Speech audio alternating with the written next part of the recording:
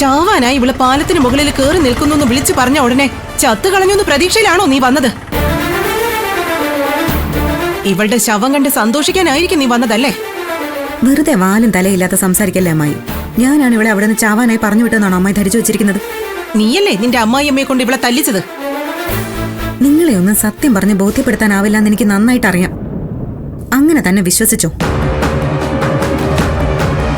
മാറങ്ങോട്ട്.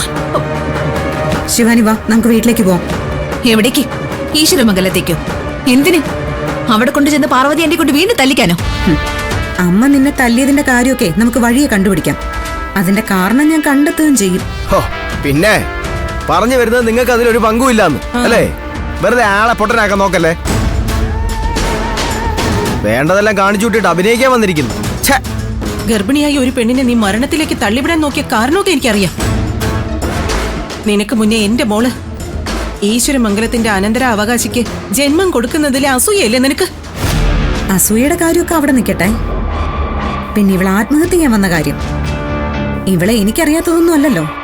ഈ പാലത്തിൽ കൊണ്ടുവന്ന് താഴേക്ക് തള്ളിയിടാൻ നോക്കിയാലും ഇവള് ചാടില്ല. എടാ മോനെ, ദേ ഇവള് ഇങ്ങനെ പറഞ്ഞ എരിവ് കയറ്റുന്നതിന്റെ ഉദ്ദേശം എന്താണെന്നറിയോ? ശിവാനി ചെയ്യില്ല എന്ന് പറയുമ്പോ ആ വാശിക്കെങ്കിലും ഇവൾ ആത്മഹത്യ ചെയ്യട്ടെ എന്ന് കരുതിയിട്ടാവും. പ്രണവേ, ഇനി നിർബന്ധിക്കരുത്. എന്തൊക്കെ സംഭവിച്ചാലും ഞാൻ ഇനി ഈശ്വരമംഗലത്തേക്ക് വരില്ല. ഇനി ശിവാനി വരണോന്ന് പറഞ്ഞാലും ഞാൻ അങ്ങോട്ട് വിടുകയില്ല. പിന്നെ അമ്മായി എന്താ ചെയ്യാൻ പോകുന്നത്? സ്വന്തം വീട്ടിലേക്ക് കൊണ്ടുപോകാൻ പോവാണോ? അപ്പൊ അതാണ് നിന്റെ ആഗ്രഹം അല്ലേ? എന്നെ എങ്ങനെയെങ്കിലും ഈശ്വരമംഗലത്തുനിന്ന് പുകച്ച് പുറത്ത് ചാടിച്ചിട്ട് നിനക്കവിടെ രാജ്ഞിയായിട്ട് വാഴണം.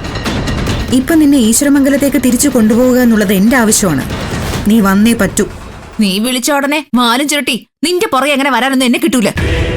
നീ വന്നേ പറ്റൂ. അതിനെന്ത് വേണമെങ്കിലും ഞാൻ ചെയ്തു തരാം. എന്ത് വേണേലും ചെയ്തു തരോ? നിന്നെ അവിടെ തിരിച്ചു കൊണ്ടെത്തിക്കുക എന്നുള്ളത് എന്റെ ആവശ്യമായി പോയി. പറഞ്ഞു, നിനക്ക് എന്താ വേണ്ടത്? ഞാൻ തിരിച്ചു വരണമെങ്കിൽ എനിക്കൊരു കണ്ടീഷനുണ്ട്. എന്ത് കണ്ടീഷൻ? ഞാൻ പറയാം.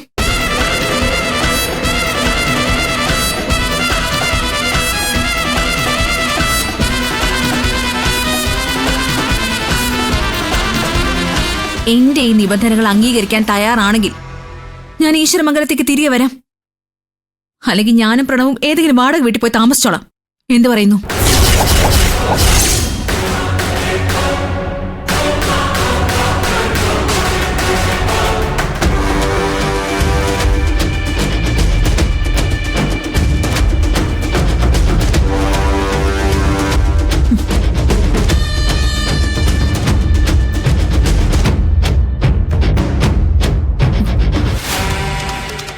വിളിച്ചാലും എടുക്കില്ല. മനുഷ്യന് ടെൻഷൻ ആക്കാനായിട്ട്.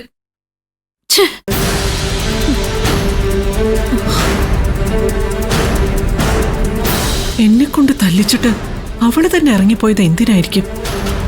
ശിവാനി അന്വേഷിച്ച് നിധി പോയിട്ടും ഈ ഗൗതം എന്താ കൂടെ പോകാത്തത്? എന്തൊക്കെയോ പ്രശ്നമുണ്ടല്ലോ. എന്തായിരിക്കും? എടമോനെ, നിധി എവിടെ പോയതാടാ?